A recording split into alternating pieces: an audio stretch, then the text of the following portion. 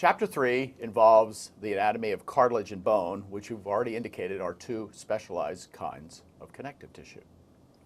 Cartilage and cartilage formation takes place by differentiation from multipotential mesenchymal cells into chondroid precursor cells that give rise to chondroblasts. And chondroblasts generally gives rise to chondrocytes, analogous to fibroblasts in connective tissue, giving rise to fibrocytes. The cartilage mass is surrounded by a perichondrium. The perichondrium is a membrane of connective tissue containing the stem cells, which give rise to both fibroblasts that can produce connective tissue outside the cartilage, and chondroid progenitor cells that can give rise to chondroblasts that obviously form the cartilage. The chondroid progenitor cells can change from small elongated cells to chondroblasts, as we've indicated, which are generally more oval-shaped with more cytoplasm. And those chondroblasts, their major job is to produce and secrete type 2 collagen and some glycosaminoglycans that provide the extracellular chondroid matrix. The immature matrix initially surrounding chondroblasts is relatively eosinophilic or pink staining, as it has proportionally more collagen compared to gags. As the chondroblast matures into a more rounded chondrocyte, it becomes trapped in a lacuna within the matrix. The matrix also matures with proportionally more gags compared to type 2 collagen and makes the cartilage more basophilic or blue staining. So the age of cartilage can basically be determined by pink is younger, blue is older. As a mass of cartilage is formed, it is not penetrated by blood vessels because cartilage is avascular. Cartilage can enlarge in two ways, and we'll distinguish this from bone formation in subsequent slides. Cartilage can enlarge appositionally, where new cells can be added from the outer perichondrium. Generally, appositional growth increases the width of cartilage.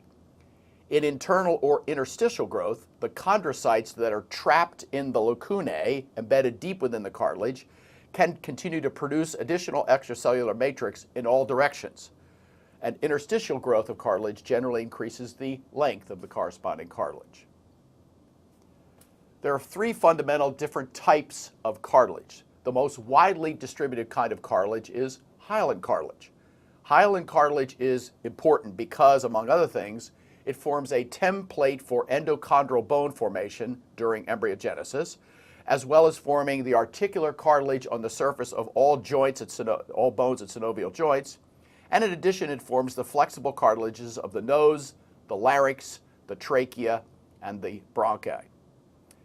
Hyaline cartilage is rich in hyaluronic acid, chondroitin sulfate, and keratin sulfate, and has a high water content that resists compression, making hyaline cartilage a very good shock absorber and therefore very useful as on the articular or articulating surfaces of bones and synovial joints.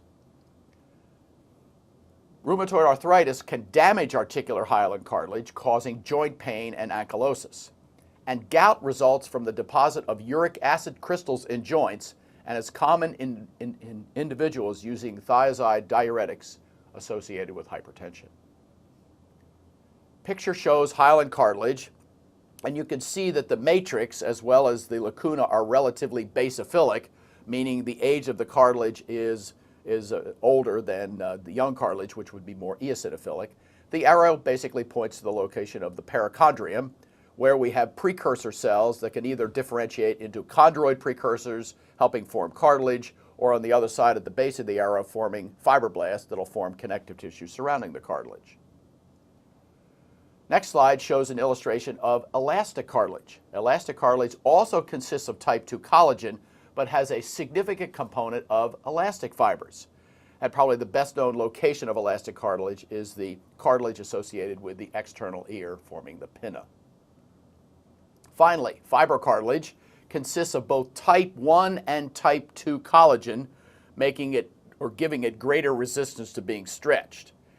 Fibrocartilage is found in the intervertebral discs of the vertebral column and in the menisci associated with the knee, and it may form part of the attachment of ligaments and tendons to bone. Fibrocartilage is unique associated with cartilage because, unlike the other two, it lacks a perichondrium and has significantly less water in its extracellular matrix compared to hyaline and elastic cartilage.